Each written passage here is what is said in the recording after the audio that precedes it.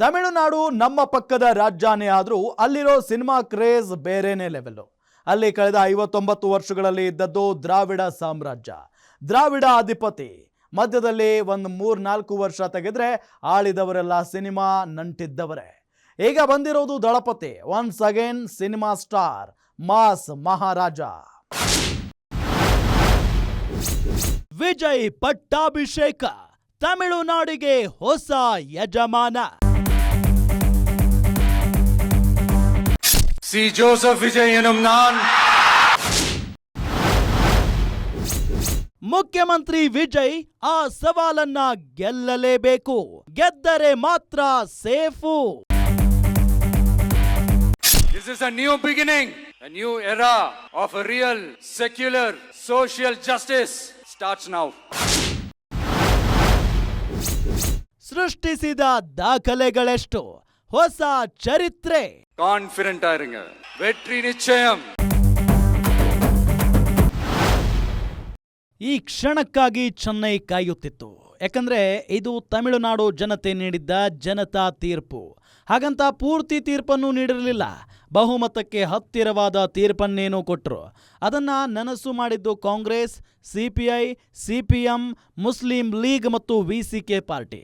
ಇದೆಲ್ಲದರ ಫಲವಾಗಿ ವಿಜಯ್ ತಮಿಳುನಾಡು ಸಿಎಂ ಆಗಿ ಪಟ್ಟಾಭಿಷಕ್ತರಾಗಿದ್ದಾರೆ. ಸಿ ಜೋಸೆಫ್ ವಿಜಯ್ ಎನ್ನುಂ ನಾನ್.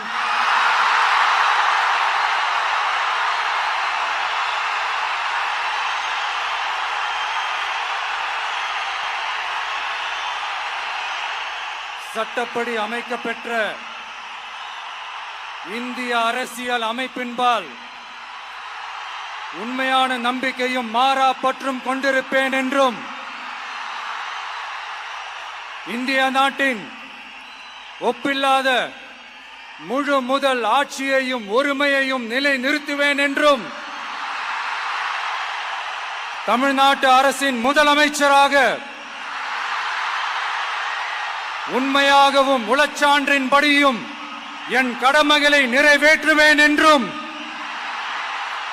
அரசியல் அமைப்பிற்கும் சட்டத்திற்கும் இணங்க அச்சமும் ஒருதலை சார்பும் இன்றி விருப்பு வெறுப்பை விலக்கி பலதரப்பட்ட மக்கள் அனைவருக்கும் நேர்மையானதை செய்வேன் என்றும் ஆண்டவன் மீது ஆணையிட்டு உறுதிமொழிகிறேன். ಅಪ್ಪಟ ಮಾಸ್ ಮಹಾರಾಜನಾಗಿರುವ ವಿಜಯ್ ಅವರು ಪ್ರಮಾಣ ವಚನ ಸ್ವೀಕಾರ ಮಾಡಿದ್ದು ಕೂಡ ಮಾಸ್ ಸಿನಿಮಾ ಹೀರೋ ರೀತಿಯಲ್ಲೇ. ಸಿ ಜೋಸೆಫ್ ವಿಜಯ್ ಎನ್ನುಂ ನಾನ್.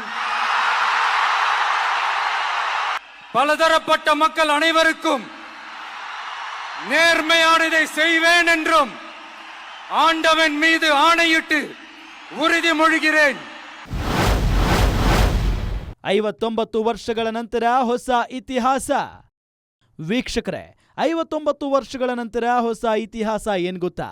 ಒಂದಲ್ಲ ಎರಡಲ್ಲ, ಒಂದು ದಶಕವೂ ಅಲ್ಲ, 59 ವರ್ಷಗಳ ಸುದೀರ್ಘ ವಿರಾಮದ ನಂತರ ತಮಿಳುನಾಡಿನಲ್ಲಿ ಡಿಎಂಕೆ, ಅಣ್ಣಾ ಡಿಎಂಕೆ ಹೊರತಾದ ಒಂದು ಪಕ್ಷ ಅಧಿಕಾರಕ್ಕೆ ಬಂದಿರೋದು. ತಮಿಳುನಾಡಿಗೆ ವಿಜಯ್ 13ನೇ ಮುಖ್ಯಮಂತ್ರಿ. ಅಣ್ಣಾ ದೊರೈ ನಂತರ ಕರುಣಾನಿಧಿ ನಂತರ ಎಂಜಿಆರ್ ನಂತರ ಜಯಲಲಿತಾ ನಂತರ ಸ್ಟಾಲಿನ್ ಯುಗಕ್ಕೆ ಬ್ರೇಕ್ ಬಿದ್ದು ಇದೇ ಮೊದಲ ಬಾರಿಗೆ ದ್ರಾವಿಡೇತರ ಸರ್ಕಾರವೊಂದು ಅಸ್ತಿತ್ವಕ್ಕೆ ಬಂದಿದೆ.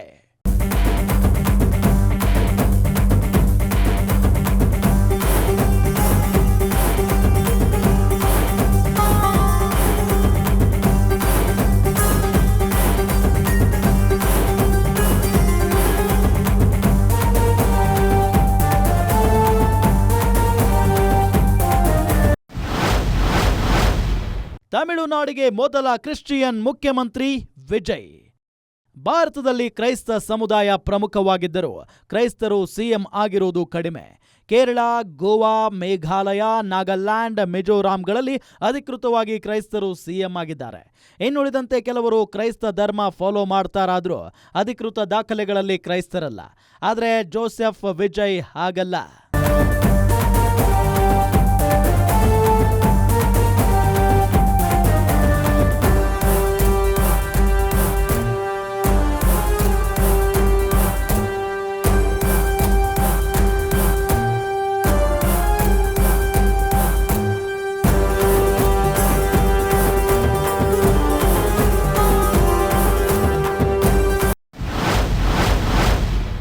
ವಿಜಯ್ ಪಕ್ಷದಲ್ಲಿ 93 ಶಾಸಕರಿಗೆ ಪ್ರಥಮ ಅನುಭವ. ವಿಜಯ್ ಅವರ ಟಿವಿಕೆ 108 ಸ್ಥಾನ ಗೆದ್ದಿದ್ದರು.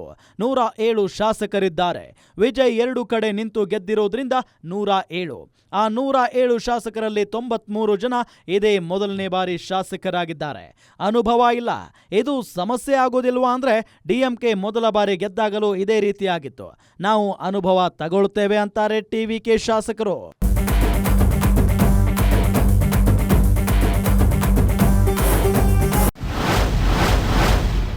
ಸಿಎಂ ವಿಜಯ್ ಪ್ರತಿಜ್ಞಾವಿಧಿಗೆ ಸಾಕ್ಷಿಯಾದ ಕುಟುಂಬ. ವಿಜಯ್ ಮುಖ್ಯಮಂತ್ರಿಯಾಗಿ ಪ್ರಮಾಣ ವಚನ ಸ್ವೀಕಾರ ಸಮಾರಂಭಕ್ಕೆ ಅವರ ಕುಟುಂಬ ಹಾಜರಿತ್ತು. ತಂದೆ ಚಂದ್ರಶೇಖರ್, ತಾಯಿ ಶೋಭಾ, ಬಂಧು ಬಳಗ ಎಲ್ಲರೂ ಬಂದು ವಿಜಯ್ ಪ್ರಮಾಣ ವಚನವನ್ನ ಕಣ್ತುಂಬಿಕೊಂಡ್ರು. ಆದರೆ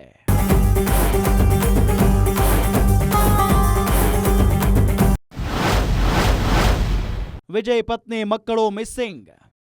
ವಿಜಯ್ ಅವರಿಗೆ ಮದುವೆಯಾಗಿದೆ. 2 ಮಕ್ಕಳಿದ್ದಾರೆ. ಇತ್ತೀಚೆಗೆ ಡಿವೋರ್ಸ್ಗೆ ಮುಂದಾಗಿದ್ದಾರೆ. ಇತ್ತ ವಿಜಯ್ ಸಿಎಂ ಆಗಿ ಪ್ರಮಾಣ ವಚನ ಸ್ವೀಕಾರ ಮಾಡ್ತಿದ್ರೆ ವಿಜಯ್ ಪತ್ನಿ ಸಂಗೀತಾ, ಮಕ್ಕಳಾದ ಸಂಜಯ್ ಮತ್ತು ದಿವ್ಯಾ, ಸಾಶಾ ಬಂದಿರಲಿಲ್ಲ.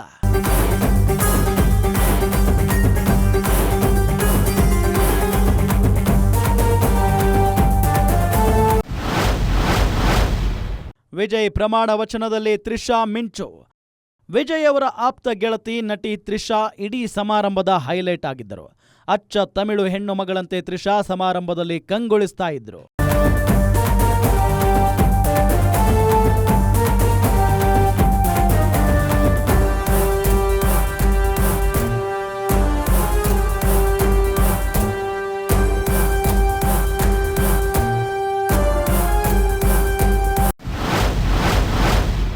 ವಿಜಯ್ಗೆ ಪೊಲೀಸ್ ಸೆಲ್ಯೂಟ್ ಅಟ್ರಾಕ್ಷನ್. ವಿಜಯ್ ಅವರು ಸಿಎಂ ಆಗಿ ಪ್ರಮಾಣ ವಚನ ಸ್ವೀಕರಿಸಿ ಸಚಿವಾಲಯಕ್ಕೆ ಬರ್ತಾ ಇದ್ದಂತೆ ಪೊಲೀಸರು ಧ್ವಜವಂದನೆ ನೀಡಿ ವೆಲ್ಕಮ್ ಹೇಳಿದ್ದಾರೆ. ಇದು ಸಂವಿಧಾನದ ನಿಯಮ. ಆದರೆ ಇದರಲ್ಲಿ ವಿಶೇಷತೆ ಏನಂದ್ರೆ ಇದೇ ವಿಜಯ್ ಅವರನ್ನ ಕೆಲವೇ ತಿಂಗಳ ಹಿಂದೆ ಅರೆಸ್ಟ್ ಮಾಡೋದಕ್ಕೆ ಇದೇ ಪೊಲೀಸ್ ಟೀಮ್ ಕೆಲಸ ಮಾಡಿತ್ತು. ಈಗ ಅಧಿಕಾರ ಬದಲಾಗಿದೆ.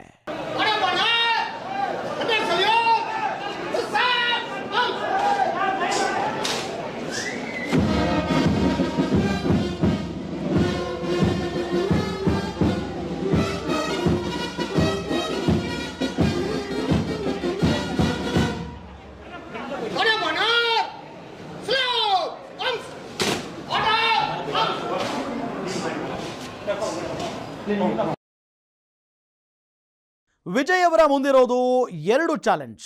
ಆ 2 ಚಾಲೆಂಜ್ಗಳನ್ನ ನೋಡೋಕೆ ಮುಂಚೆ ಅವರ ಭಾಷಣವನ್ನ ಒಂದ್ಸಲ ಕೇಳಬೇಕು. ಯಾವ ಸಿನಿಮಾ ಡೈಲಾಗ್ಗೂ ಕಡಿಮೆ ಇರಲಿಲ್ಲ. ಒಳ್ಳೊಳ್ಳೆ ಪಂಚಿಂಗ್ ಲೈನ್ ಇದ್ವು. ಪಕ್ಕಾ ಮಾಸ್ ಅಪೀಲ್ ಇತ್ತು. ವನಕ್ಕಂ ವನಕ್ಕಂ ವನಕ್ಕಂ ಅಂತ 3 ಸಾರಿ ಹೇಳಿ ಶುರುವಾದ ಸ್ಪೀಚ್ ಅದು. ಏನ್ ಮಾತಾಡಬೇಕು ಅಂತ ಗೊತ್ತಾಗ್ತಿಲ್ಲ ಅಂದ್ರು ಜನ ವಿಸಿಲ್ ಹೊಡಿತಿದ್ರು. நெஞ்சில் குடியிருக்கும்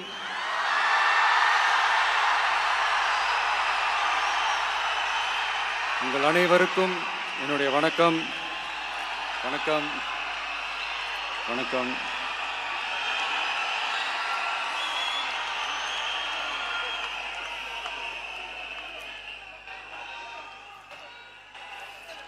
என்ன சொல்றது, எப்படி ஆரம்பிக்கிறதுன்னு தெரியல.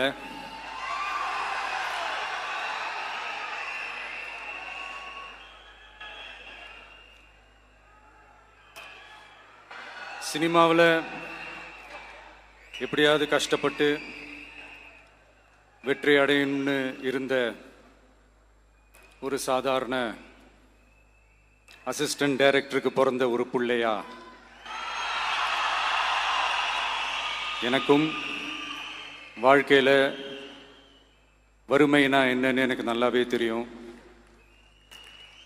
பசினா என்னன்னு எனக்கு நல்லாவே தெரியும். ವಿಜಯ್ ಅವರು ಹೇಳಿದ್ದು ತಾನೊಬ್ಬ ಅಸಿಸ್ಟೆಂಟ್ ಡೈರೆಕ್ಟರ್ ಮಗ ಅನ್ನೋ ಮಾತನ್ನ. ಆದರೆ ಒಂದಿಷ್ಟು ಜನರಿಗೆ ಕನ್ಫ್ಯೂಸ್. ಅವರ ತಂದೆ 70 ಸಿನಿಮಾಗಳಿಗೆ ನಿರ್ದೇಶನ ಮಾಡಿರೋ ಫೇಮಸ್ ಡೈರೆಕ್ಟರ್ ಅಲ್ವಾ ಅಂತ. ಅದಕ್ಕೆ ಅವರ ತಂದೆ ಚಂದ್ರಶೇಖರ್ ಅವರೇ ಆಮೇಲೆ ಉತ್ತರ ಕೊಟ್ಟರು.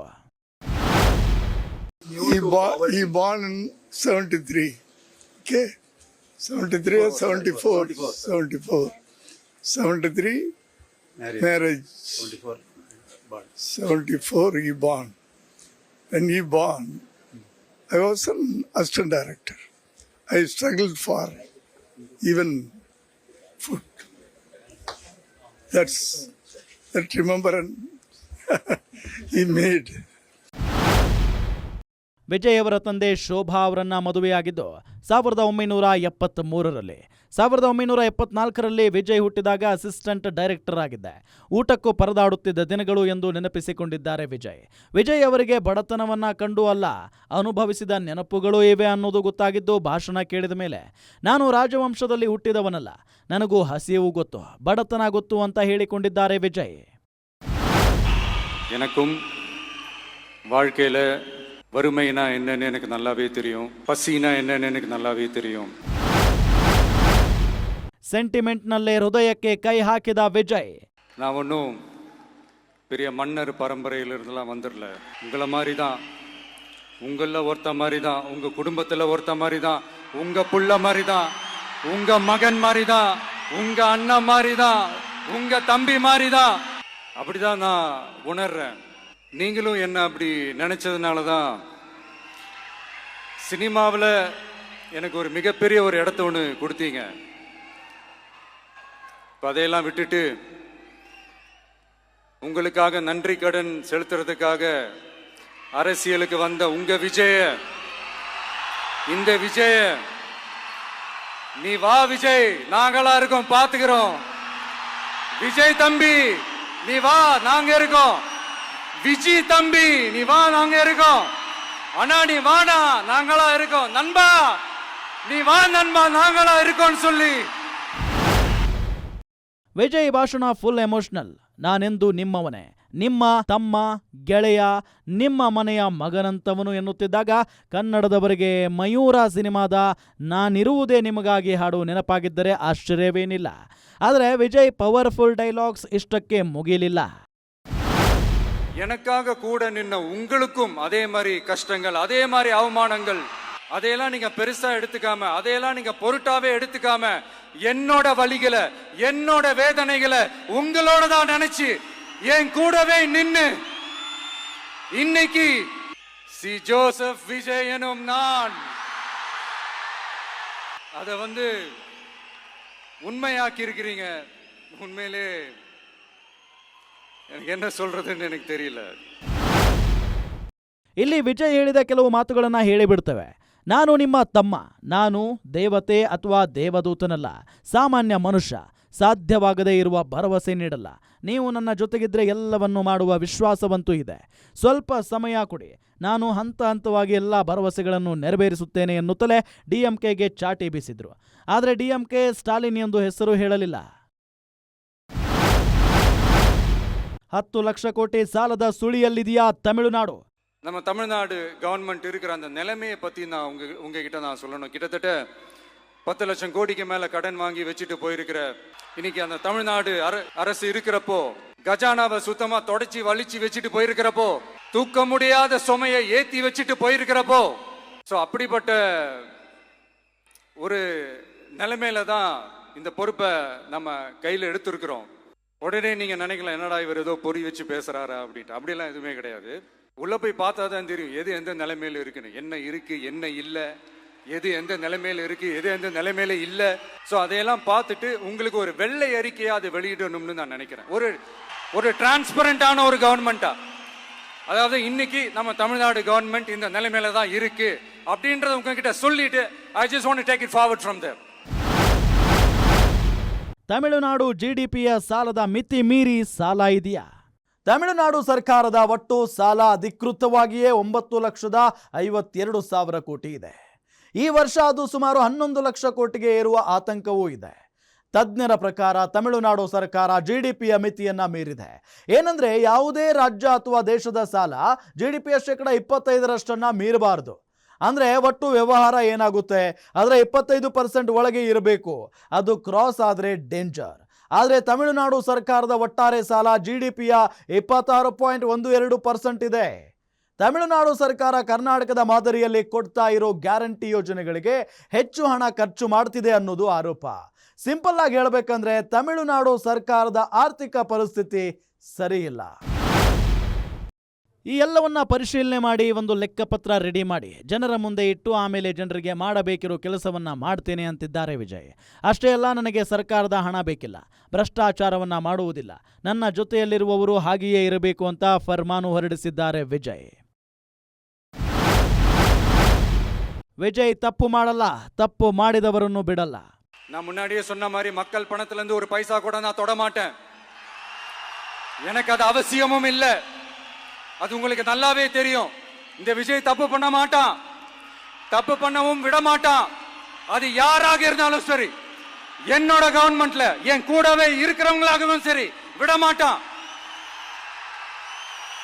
சப்போஸ் யாருக்காவது அப்படி ஒரு எண்ணம் மனசுல இருந்துச்சுன்னா, நம்ம ஜெயிச்சிட்டோம், ஒரு ஆட்டம் ஆடி பார்க்கலாம் அப்படின்ற எண்ணம் யாருக்காவது இருந்துச்சுன்னா இப்பவே இந்த நிமிஷமே அதை எரேஸ் பண்ணிருங்க. One and only power centre, அது நானே. இங்க ஒரே சென்டர் தான், என் தலைமையில் உண்டான சென்டர். இந்த பக்கம் ஒரு சென்டர், இந்த பக்கம் ஒரு பவர் சென்டர், அங்க ஒரு பவர் சென்டர், அதெல்லாம் கிடையவே கிடையாது. இப்பவே சொல்லிடுறேன். பெண்கள், இளைஞர்கள், விவசாயிகள், அரசு ஊழியர்கள், ஆசிரியர்கள், உழைக்கிற மக்கள், மீனவர்கள் எல்லாருமே நம்ம டிவிக்கு அரசுல நல்லா இருப்போம், நல்லா இருப்போம், நல்லா இருப்போம். ಇದು ಕೂಡ ನೇರವಾಗಿ ಸ್ಟಾಲಿನ್ಗೆ ಕೊಟ್ಟ ವಾರ್ನಿಂಗ್. ಸ್ಟಾಲಿನ್ ಸರ್ಕಾರದಲ್ಲಿ ಹಲವು ಪವರ್ ಸೆಂಟರ್ ಇದ್ದವು. ಸಿಎಂ ಸ್ಟಾಲಿನ್, ಮಗ ಹಾಗೂ ಡಿಸಿಎಂ ಉದಯನಿಧಿ ಸ್ಟಾಲಿನ್, ಪತ್ನಿ ದುರ್ಗಾ ಸ್ಟಾಲಿನ್, ಅಳಿಯ ಸಬರಿಜನ್, ಹೀಗೆ ಸ್ಟಾಲಿನ್ ಕುಟುಂಬದಲ್ಲಿದ್ದವರೆಲ್ಲ ಒಂದೊಂದು ಪವರ್ ಸೆಂಟರ್ ಆಗಿದ್ದರು ಎನ್ನುವ ಆರೋಪಕ್ಕೆ ವಿಜಯ್ ಕೊಟ್ಟಿರುವ ಉತ್ತರ ಇದು. உண்மையில சொல்லணும்னா நீங்க இல்லனா எதுவுமே இல்ல. என்னோட கழக தோழர்களுக்கும், கழக நிர்வாகிகளுக்கும், வாக்கு சாவடி முகவர்களுக்கும், மை டியர் வர்ச்சுவல் வாரியர்ஸ், உங்கள் அனைவருக்கும் கோடான கோடி நன்றிகள். வாங்க எல்லாருமா சேர்ந்து ஒரு ஃப்ரெஷ் கவர்னன்ஸ், ஒரு நியூ கவர்னன்ஸ் ஒன்று கொடுப்போம். This is a new beginning, a new era of a real secular social justice starts now. C Joseph Vijay எனும் நான்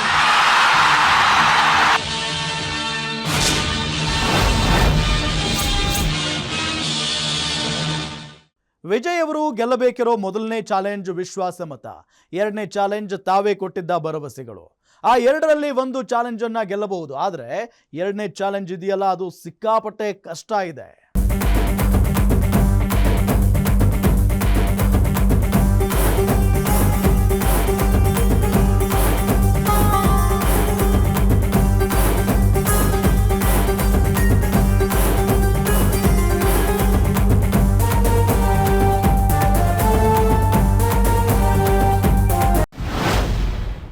ವಿನಮ್ರತೆ, ಆವೇಶ, ಆಕ್ರೋಶ, ಕೃತಜ್ಞತಾ ಭಾವ, ಋಣ, ನಿಷ್ಠೆ, ಪ್ರಾಮಾಣಿಕತೆಯ ಭರವಸೆ, ದೃಢ ನಿಶ್ಚಯ, ಜವಾಬ್ದಾರಿ, ಹೊಣೆಗಾರಿಕೆ ಎಲ್ಲವೂ ಇದ್ದ ಭಾಷಣದಲ್ಲಿ ಲಾಸ್ಟ್ ಸ್ಟೇಟ್ಮೆಂಟ್ ನೋಡಿಬಿಡಿ. கான்ஃபிடென்ட் ஆயிருங்க, நல்லதே நடக்கும், வெற்றி நிச்சயம். மீண்டும் சந்திக்கும் வரை இல்ல மீண்டும் மீண்டும் சந்திப்போம். நன்றி, வணக்கம். ಇದೇ ಮಾತನ್ನ ಚುನಾವಣಾ ಪ್ರಚಾರದ ಕೊನೆಯ ಭಾಷಣದಲ್ಲೂ ಹೇಳಿದ್ದನ್ನ ಒಂದ್ಸಲ ನೆನಪಿಸಿಕೊಳ್ಳಿ. கான்ஃபிடென்ட் ஆயிருங்க சார், நல்லதே நடக்கும் சார், வெற்றி நிச்சயம் சார். மீண்டும் சந்திக்கும் வரை நன்றி, வணக்கங்க சார். ಇಂಥದ್ದೊಂದು ಪಂಚ್ ಕೊಟ್ಟ ವಿಜಯ್ ಈ ವೇಳೆ ಸಿಂಪ್ಲಿಸಿಟಿಯಲ್ಲೂ ಗಮನ ಸೆಳೆದ್ರು. ಸ್ಟೇಜ್ ಮೇಲೆ ಸೋಫಾ ಎತ್ತಿಟ್ಟ CM Vijay. With the Honorable Governor of Tamil Nadu, we request all of you to kindly remain seated. We have few more announcements to be made. With the Honorable Governor of Tamil Nadu, we request all of you to kindly remain seated. We have few more announcements to be made. Vijay family ಅಂತೂ full happy. ரொம்ப சந்தோஷமா இருக்கு. Congratulations. ரொம்ப சந்தோஷமா இருக்கு. Thank you. ஆமா, so that was so expected. நாங்களாம் அது எல்லாருமே எக்ஸ்பெக்ட் பண்ணோம். ஸோ அதே மாதிரி சொன்னதுல ரொம்ப சந்தோஷம். தேங்க்யூங்க, தேங்க்யூ ஸோ மச். ஒரு பெண்ணா ரொம்ப சந்தோஷமா இருக்கு. அவருக்கு வாழ்த்துக்கள். It was too good. It was very proud. I felt very proud, and ரொம்ப சந்தோஷமாக இருந்துச்சு. He has struggled a lot and என்ன சொல்கிறது, down to earth person as it is, and yeah, I'm very happy. And நிறைய பேர் Abu Dhabi, like Dubai, நிறைய பேர் ரிலேட்டிவ்ஸாக இருக்கட்டும், நிறைய பேர் யூகே யூஎஸ்லலாம் கூட இருக்காங்க. ஸோ என் அண்ணாஸ் 3 பேர் யூகே யூஎஸ் எல்லாத்துலேயும் இருக்காங்க. ஸோ அவங்களுமே வந்து ரொம்ப ரொம்ப ಹ್ಯಾಪಿ. ಹೀಗೆಲ್ಲ ಭಾಷಣ ಮುಗಿಸಿ ಬಂದ ವಿಜಯ್ ಮೊದಲು ಮಾಡಿದ್ದು 3 ಕೆಲಸ. ಅದರಲ್ಲೊಂದು ನಮ್ಮಲ್ಲಿ ಜಾರಿಯಲ್ಲಿರೋ ಗೃಹ ಜ್ಯೋತಿ ಮಾದರಿಯ 200 ಯೂನಿಟ್ ಫ್ರೀ ವಿದ್ಯುತ್.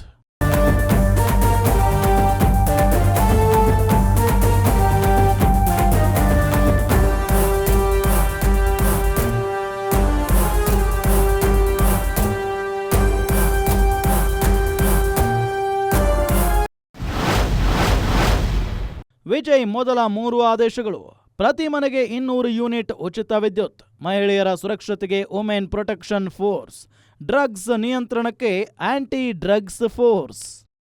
ಈ 3 ಆದೇಶಗಳಿಗೆ ಮೊದಲು ಸೈನ್ ಮಾಡಿದ್ದಾರೆ ವಿಜಯ್. ಮುಂದಿನ ಹೆಜ್ಜೆ ಸರಳ ಬಹುಮತ. ವಿಜಯ್ ವಿಶ್ವಾಸದ challenge: TVK 108 plus Congress 5, IUML 2 plus CPI 2 plus VCK 2, CPM 2 ಎಲ್ಲ ಸೇರಿದ್ರೆ ಈಗ 121 ಶಾಸಕರ ಬಲ ವಿಜಯ್ ಅವರಿಗಿದೆ. ಸರಳ ಬಹುಮತಕ್ಕೆ ಬೇಕಾಗಿರೋದು 118 ಮಾತ್ರ. ಈ ಚಾಲೆಂಜ್ ಮೊದಲು ಗೆಲ್ಲಬೇಕು. ಈ ಚಾಲೆಂಜ್ ಗೆದ್ರೆ ಮಾತ್ರ ವಿಜಯ್ ಸೇಫ್. ರಾಜ್ಯಪಾಲರಿಗೆ ಶಾಸಕರ ಬೆಂಬಲ ಪತ್ರವನ್ನ ನೀಡಿಯಾಗಿದೆ. ಇನ್ನು ವಿಧಾನಸಭೆಯ ಒಳಗೆ ಸರಳ ಬಹುಮತ ಇದೆ ಅನ್ನೋದನ್ನ ವಿಜಯ್ ಸಾಬೀತು ಮಾಡಬೇಕಾಗಿದೆ. ಆ ಸವಾಲನ್ನ ಗೆದ್ರೆ ವಿಜಯ್ ಸದ್ಯಕ್ಕೆ ಸೇಫ್.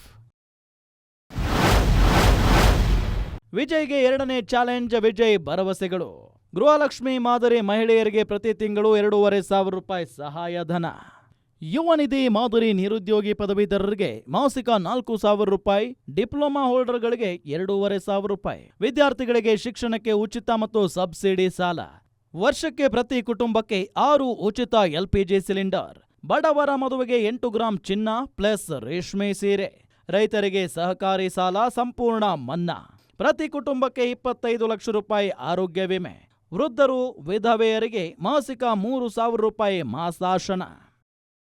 ಈ ಎಲ್ಲವನ್ನು ಈಡೇರಿಸಬೇಕು ಅಂದ್ರೆ ತಮಿಳುನಾಡು ಸರ್ಕಾರಕ್ಕೆ ಮಿನಿಮಮ್ 80,000 ಕೋಟಿ ಖರ್ಚಾಗುತ್ತಂತೆ. ತಮಿಳುನಾಡು ಬಜೆಟ್ ಗಾತ್ರ ಕರ್ನಾಟಕಕ್ಕಿಂತ ಸ್ವಲ್ಪ ದೊಡ್ಡದು ಅಷ್ಟೇ. ಕರ್ನಾಟಕದ ಬಜೆಟ್ ಹೆಚ್ಚು ಕಡಿಮೆ 4.5 ಲಕ್ಷ ಕೋಟಿ ಇದ್ರೆ ತಮಿಳುನಾಡು ಬಜೆಟ್ ಹೆಚ್ಚು ಕಡಿಮೆ 4,70,000 ಕೋಟಿ ಇದೆ. ಸವಾಲು ದೊಡ್ಡದೇ ಇದೆ.